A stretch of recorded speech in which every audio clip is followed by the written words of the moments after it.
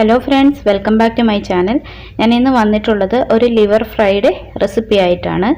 നമുക്ക് വളരെ പെട്ടെന്ന് തന്നെ തയ്യാറാക്കി എടുക്കാൻ പറ്റുന്ന ഒരു റെസിപ്പിയാണിത്. അപ്പം വീഡിയോയിലേക്ക് പോവാം. വീഡിയോയിലേക്ക് പോകുന്നതിന് മുമ്പ് നിങ്ങൾ ഈ ചാനൽ ആദ്യമായാണ് കാണുന്നതെങ്കിൽ താഴെ കാണുന്ന ആ കുഞ്ഞ് സബ്സ്ക്രൈബ് ബട്ടണിൽ ഒന്ന് ക്ലിക്ക് ചെയ്യുക. അതിനുശേഷം വരുന്ന 3 ഓപ്ഷനിൽ ഓൾ എന്ന ഓപ്ഷൻ സെലക്ട് ചെയ്യുക. അപ്പോൾ ഞാൻ അപ്ലോഡ് ചെയ്യുന്ന എല്ലാ വീഡിയോസും നിങ്ങൾക്ക് നോട്ടിഫിക്കേഷനായിട്ട് ലഭിക്കുന്നതായിരിക്കും.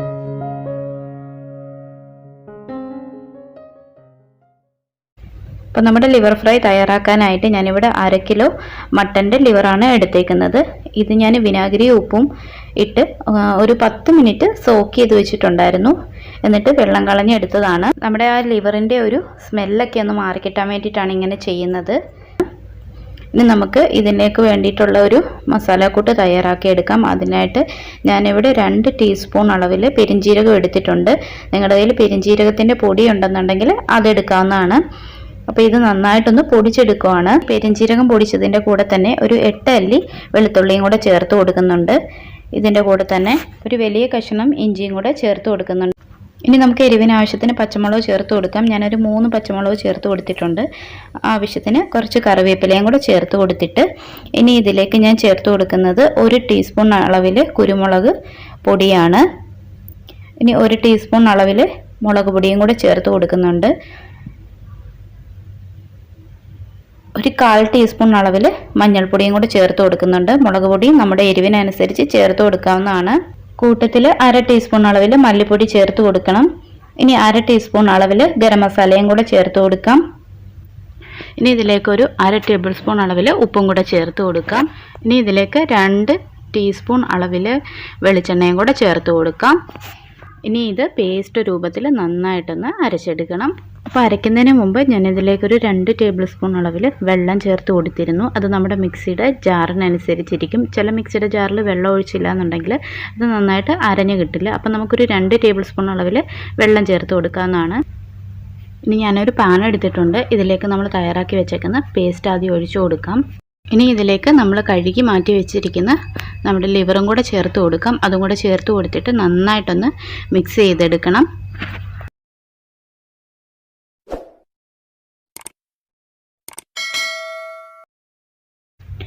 ഇനി നമുക്കിത് കുക്ക് ചെയ്യാനായിട്ട് വെക്കാം. ഞാനൊരു മീഡിയം ഫ്ലെയിമിലാണ് വെക്കുന്നത്. പിന്നെ അടച്ച് വെച്ചിട്ട് കുക്ക് ചെയ്യാൻ പ്രത്യേകം അപ്പോൾ ഞാൻ ഇതിലേക്ക് ഒരു ചെറിയ സവാള ഇതുപോലെ നീളത്തിൽ അരിഞ്ഞ് ചേർക്കുന്നുണ്ട്. ചെറിയ ഉള്ളിയാണെന്നുണ്ടെങ്കിൽ ഒരു 10-15 ചെറിയ ഉള്ളി ഇതുപോലെ ചെറിയ കഷ്ണങ്ങളാക്കിയിട്ട് നമുക്ക് ചേർത്ത് കൊടുക്കാം. ഇത് നന്നായിട്ടൊന്ന് മിക്സ് ചെയ്ത് കൊടുത്തതിന് ശേഷം നമുക്ക് ഫ്ലെയിം ഓൺ ചെയ്യാം. ഞാനിവിടെ ഫ്ലെയിം ഓൺ ചെയ്ത് കൊടുത്തിട്ടുണ്ട്. ഒരു മീഡിയം ഫ്ലെയിമിൽ വെച്ചിട്ട് വേണം നമ്മളിത് കുക്ക് ചെയ്തെടുക്കാനായിട്ട്. ഇടയ്ക്ക് തുറന്ന് ഇളക്കി കൊടുക്കാനായിട്ട് പ്രത്യേകം ശ്രദ്ധിക്കണം. നമ്മളിത് കുക്ക് ചെയ്യുമ്പോൾ നോൺ സ്റ്റിക്ക് പാത്രത്തിൽ കുക്ക് ചെയ്യാനായിട്ട് പ്രത്യേകം ശ്രദ്ധിക്കണം. അതാവുമ്പം പെട്ടെന്ന് അടിക്ക് പിടിക്കില്ല.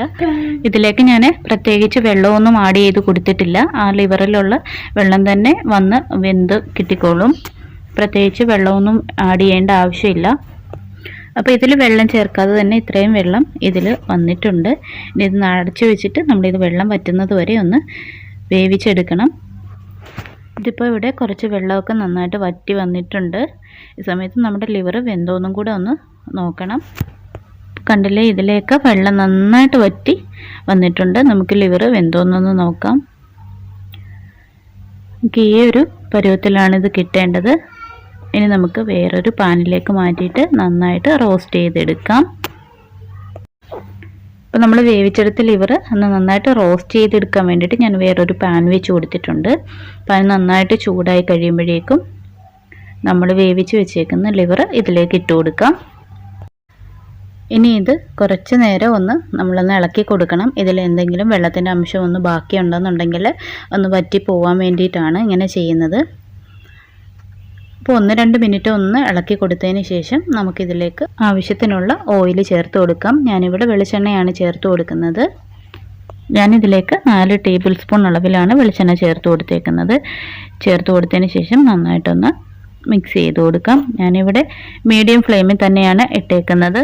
അപ്പോൾ ഇത് നന്നായിട്ടൊന്ന് മിക്സ് ചെയ്തെടുത്തതിന് ശേഷം നമുക്കിതൊന്ന് അടച്ച് വെക്കണം.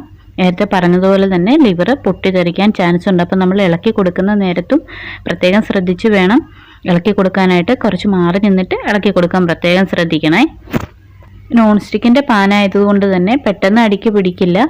എന്നാലും നമ്മുടെ ലിവർ എല്ലാ ഭാഗവും ഒരുപോലെ നന്നായിട്ട് റോസ്റ്റായി കിട്ടാൻ വേണ്ടിയിട്ട് നമ്മൾ ഇടയ്ക്കൊന്ന് ഇളക്കി കൊടുക്കണം. അപ്പം നമ്മുടെ ലിവർ ഫ്രൈ ഏതാണ്ടൊക്കെ ഒന്ന് റെഡിയായിട്ട് വന്നിട്ടുണ്ട്. ഇനി ഈ സമയത്ത് നമുക്കിതിലേക്ക് 2 പച്ചമുളക് ചേർത്ത് കൊടുക്കാം. ഈ സമയത്ത് തന്നെ നമുക്കിതിൻ്റെ ഉപ്പൊക്കെ ഒന്ന് നോക്കാം. ഉപ്പും അതുപോലെ തന്നെ എരിവും ഒക്കെ വേണമെന്നുണ്ടെങ്കിൽ പിന്നെയും ചേർത്ത് കൊടുക്കാവുന്നതാണ്.